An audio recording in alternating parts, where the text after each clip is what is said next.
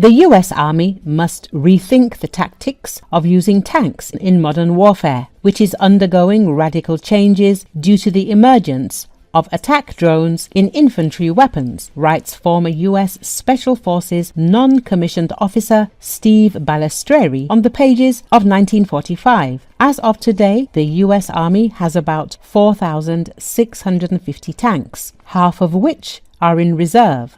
Unlike most countries in the world, the US Army currently operates only one type of tank, albeit in several modifications, the M1 Abrams.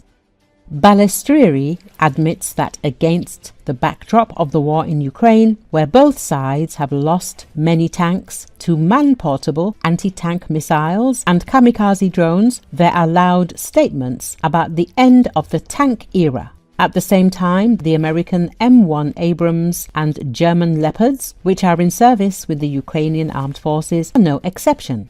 However, the author of the publication believes that it is too early to write off the tanks. However, he notes that the astronomical losses of the Russians in armored vehicles are explained not only by the dexterity of the Ukrainian infantry, but also by the gross errors of the Russians. In this context, he recalls the habit of the occupiers to drive tanks in large columns, making them a convenient target for the Ukrainians. The US and NATO use armored vehicles in combined arms combat, supported by infantry, artillery and air power. Their firepower and mobility remain devastating. Combined arms warfare is complex and requires a lot of training to master, Balestrieri writes. At the same time, the military expert admits that on the modern battlefield, tanks should preferably be a little smaller, lighter, faster and easier to use. And although anti-tank weapons have become extremely effective today, the next generation of armored vehicles will already have protection and countermeasures to protect against anti-tank missiles and drones. The new tanks of the future will have more barbecues to counter drones. They will have lasers and other weapons to shoot down drones and missiles on approach.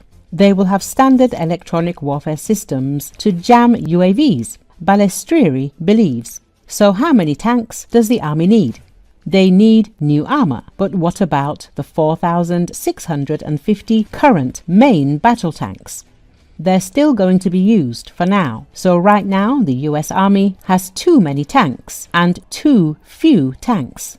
He concludes, as media wrote, after 3 years of a full-scale war in Ukraine, the intensity of fighting on the front has not abated, but the Russians have begun to run out of armored vehicles. In particular, the aggressor is using fewer and fewer T-72 tanks, which were the basis of its tank fleet. However, for Ukraine, the losses of armored vehicles were also tangible and painful, especially in the Kursk direction, where the losses of combat equipment of both sides were almost equal. Hundreds of Abrams tanks could be sent to Ukraine if the US renews its tank base.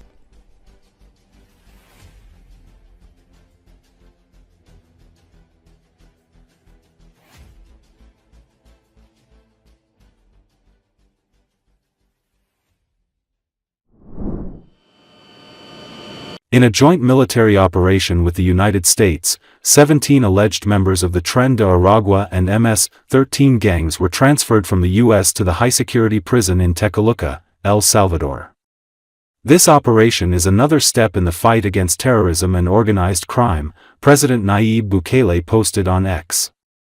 According to Associated Press, the deportations took place despite U.S. District Judge Brian E. Murphy temporarily blocking the Trump administration Friday from deporting people who have exhausted legal appeals to countries other than their own without first being allowed to argue that it would jeopardize their safety.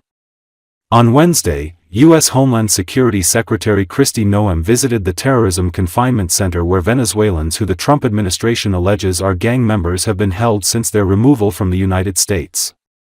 Noem's trip to the prison, where inmates are packed into cells and never allowed outside, comes as the Trump administration seeks to show it is deporting people it describes as the worst of the worst. The Trump administration is arguing in federal court that it was justified in sending the Venezuelans to El Salvador, while activists say officials have sent them to a prison rife with human rights abuses while presenting little evidence that they were part of the Venezuelan Tren de Aragua gang. The Venezuelans were removed from the U.S. this month after Trump invoked the Alien Enemies Act of 1798 and said the U.S. was being invaded by the Tren de Aragua gang. The Alien Enemies Act gives the president wartime powers and allows non-citizens to be deported without the opportunity to go before an immigration or federal court judge. A central outstanding question about the deportees' status is when and how they could ever be released from the prison, as they are not serving sentences. The Trump administration hasn't identified who was deported or provided evidence that they're gang members.